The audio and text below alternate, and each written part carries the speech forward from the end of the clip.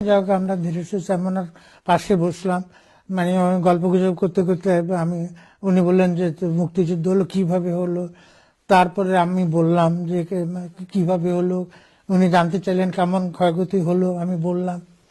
তারপরে উনি বললেন যে তুই তো ভয়াবহ লোকজনের কথা বলছিস। উনি বললেন যে কত লোক মারা গেছে রে।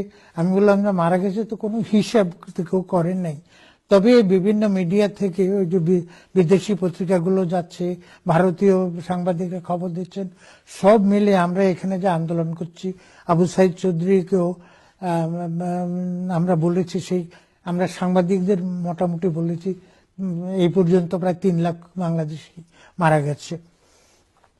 যাই হোক, পরে তিনি উনি বলেছিলেন ইয়েকে, ডেভিড ফ্রস্টকে 3 মিলিয়ন।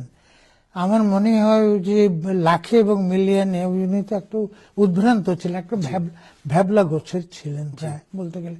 কেন কোন দিকে তাকাচ্ছেন কি ভাবছেন বোঝা যাচ্ছিল না।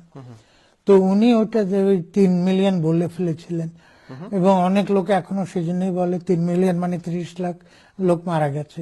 আসলে সেটা মারা যায়নি, তখনকার পর্যন্ত যেসব হিসাব ছিল।